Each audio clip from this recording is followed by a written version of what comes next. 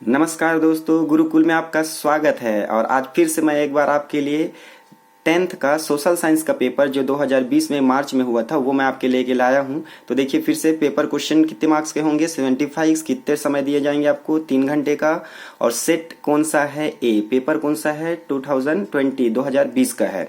फिर से आपको इंस्ट्रक्शन ध्यान से पढ़ने रहेंगे। फिर से बताया जा रहा है, क्वेश्चन नंबर 1 में 3 सेक्शन होंगे ए बी सी, और हर सेक्शन में 5-5 क्वेश्चन होंगे और एक एक क्वेश्चन 1 मार्क्स का होगा। चलिए क्वेश्चन नंबर 1 का सेक्शन ए को देखिए और उसका पहला क्वेश्चन है, निम्नलिखित में से कौन सा संसाधन मानव निर्मित है?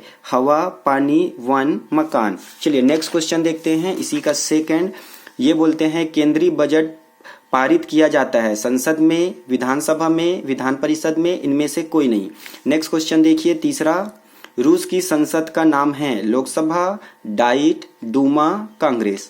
नेक्स्ट देखिए इसका चौथा क्वेश्चन, कर्नल नासिर संबंधित थे मिस्र से, युगोस्लाविया से, इंडोनेशिया से या फिर भारत से। नेक्स्ट क्वेश्चन देखिए कि जिसकी क्रय शक्ति कमजोर होती है वे भोजन नहीं करते हैं, वे भोजन नहीं खरीदते, वे कुपोषित होते हैं, वे पोषक आहार नहीं खरीद पाते हैं। जो भी ऑप्शन हो आप उसमें सही को आपको क्या करना है, आंसर को लिखना है। फिर से देख लीजिए स्टूडेंट, मैच द कॉलम आपको दिख रहा होगा क और ख। तो आपको जो जो आंसर सही है वो आपको क्या करने रहेंगे, लिखने रहेंगे। इसको मैं नहीं पढ़ रहा हूं, आपको स्पष्ट रूप से इसमें दिख रहा है ना।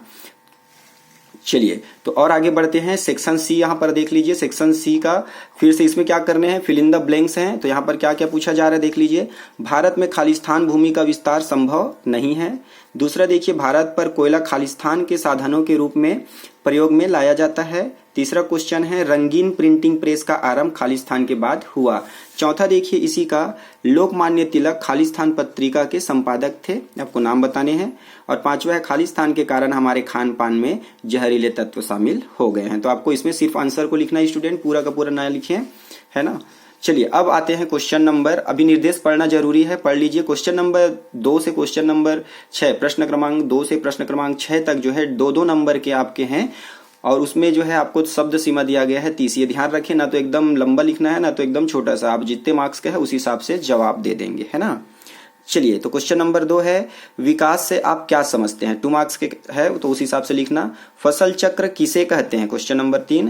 क्वेश्चन नंबर 4 को देखिए, सरकार को किस प्रकार के करों से अधिक राजस्व की प्राप्ति होती है? ओके। 5वां नंबर का क्वेश्चन देखिए, उपनिवेशवाद क्या है? सारे 2-2 मार्क्स के हैं, आपको उसी हिसाब से जवाब देने हैं। क्वेश्चन नंबर 6 में देखिए, भारत में कोयला उत्पादक क्षेत्र बताइए, कोई 2। अब चूंकि 1+1 है तो आप 2 क्षेत्र बताएंगे तभी आपको 2 मार्क्स मिलेगा। अगर आपको एक याद है और उसी को लिख के आएंगे तो आपको 1 ही मार्क्स मिलेगा। चलिए देखिए निर्देश में फिर से देखिए, क्वेश्चन नंबर 7 से 10 आपके कितने नंबर के हैं? 3-3 नंबर के हैं और 50 शब्दों में आपको जवाब देने हैं। तो चलिए देखते हैं क्वेश्चन नंबर 7, जापान में शांति के लिए निशस्त्रीकरण आंदोलन क्यों प्रारंभ हुआ? लिखिए, है ना। तो ये आपको कारण बताने हैं।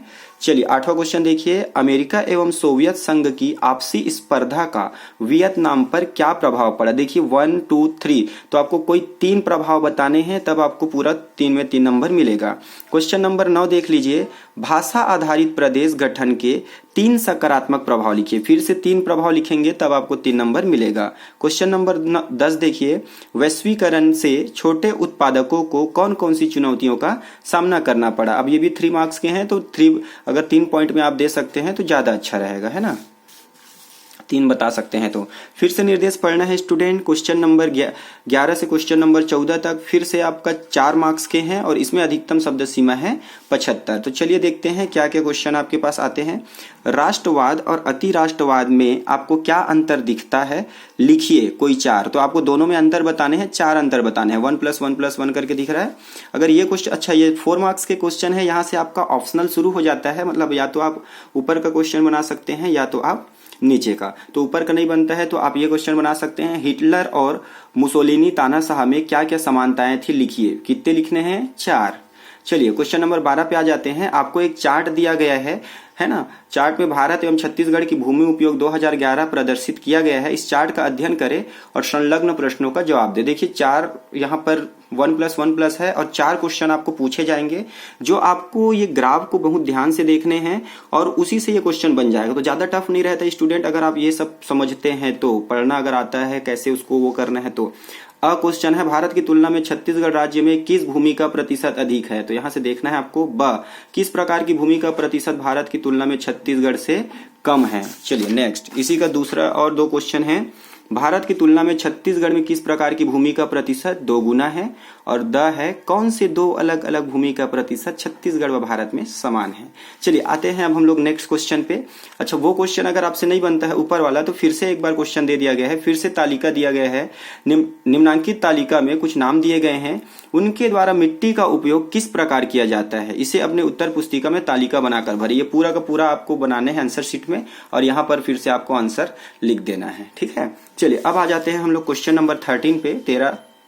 क्वेश्चन नंबर 13 को देख लीजिए। जनगणना के आंकड़े हमारे लिए कैसे उपयोगी है समझाइए। कोई 4 है ना, तो आपको 4 बताने हैं। अगर वो क्वेश्चन नहीं बनता है तो इसको आप अटेम्प्ट कर सकते हैं। जनसंख्या विस्फोट समाज के लिए घातक है, कैसे समझाइए। तो आपको 4 पॉइंट पे समझाना रहेगा, है ना। चलिए क्वेश्चन नंबर 14 को देख लीजिए। वर्साय संधि कब हुई। इस संधि की प्रमुख शर्तें कौन कौन सी थी। देखिए वर्साय संधि को समझाएंगे 1 नंबर मिल जाएगा, और शर्तें जब आप बताएंगे वो भी आपको मिनिमम कितने बताने पड़ेंगे, 3 बताने पड़ेंगे, तब आपको पूरा 4 मार्क्स मिलेगा। अब ये क्वेश्चन नहीं बनता है स्टूडेंट, तो फिर से नीचे में भी दिया है, उसको आप देख सकते हैं। प्रथम विश्व युद्ध के कोई 4 कारण लिखिए। तो आपको 4 कारण बताने ही पड़ेंगे, 4 पॉइंट में आपको आंसर समझाने ही पड़ेंगे। फिर से निर्देश पढ़िए क्वेश्चन नंबर 15 और क्वेश्चन नंबर 16, 2 क्वेश्चन है जो 5 मार्क्स के आएंगे, और इसमें भी अथवा रहेगा, ऑप्शन यहाँ पर रहेगा। तो देखते पढ़ते हैं। मुद्रा के प्राचीन एवं आधुनिक स्वरूप पर क्या करने हैं आपको, टिप्पणी करने। देखिए 2.5 + 2.5 है ना। तो मुद्रा के प्राचीन एवं आधुनिक स्वरूप, प्राचीन स्वरूप पर और आधुनिक 2 प्रकार के क्वेश्चन इसमें ऐड किए गए हैं। दोनों का जवाब देंगे तो दोनों में 2.5 मार्क्स मिलेंगे, 2.5 है ना। अगर वो क्वेश्चन नहीं बनता है तो चलिए देखिए फिर से एक क्वेश्चन दे दिया गया है। ऋण की सुविधा एक ओर हमारी आय बढ़ाने में सहायक होती है, वहीं दूसरी ओर कर्ज के जाल में फंसा देती है, कैसे। तो ये आपको उदाहरण देते हुए समझाना है, आपको 5 मार्क्स के हैं। चलिए क्वेश्चन नंबर 6 को देख लीजिए। ग्रामीण अधिवास और नगरीय अधिवास की तुलना कीजिए, मतलब कुल मिला के अंतर बताने हैं, तुलना करने हैं। तो 1+1+1 मिनिमम 5 पॉइंट आपको बताने पड़ेंगे, उसको समझाने पड़ेंगे, है ना। अगर वो क्वेश्चन नहीं बनता है तो फिर से देख लीजिए। नगरीय अधिवासों की उत्पत्ति को प्रभावित करने वाले कारक लिखने हैं, कितने, कोई 5। देखिए स्टूडेंट क्वेश्चन में अगर वो लिख ही दिया है 5, 3, 4, तो आपको उतने बताने पड़ेंगे, और अगर वो नहीं भी बताता तो ये जो सिस्टम है वो उसी चीज को प्रदर्शित करता है।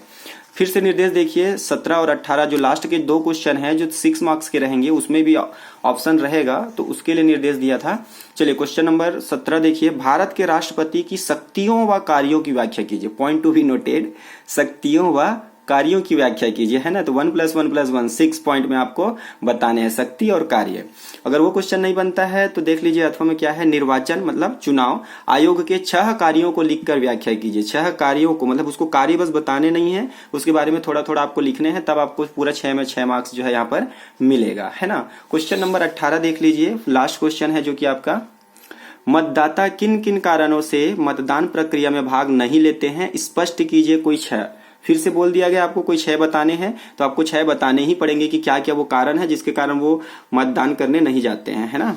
फिर देखिए अथवा में देखिए, लोकतंत्र में संगठन बनाने का अधिकार जरूरी है, संगठन के महत्व को किन्हीं 6 बिंदुओं पर स्पष्ट कीजिए। तो ये है आपका लास्ट क्वेश्चन। सो होप आपको क्वेश्चन पेपर बहुत अच्छे से समझ में आया होगा। मैंने सारे पैटर्न को समझाने का कोशिश किया है, इसी पैटर्न में आपके पेपर आएंगे, और इस हिसाब से आप एक जनरल अंदाजा लगा सकते हैं कि किस प्रकार के क्वेश्चन आएंगे, कितने समय में आपको बनाने रहेंगे, कितने क्वेश्चन बनाने रहेंगे।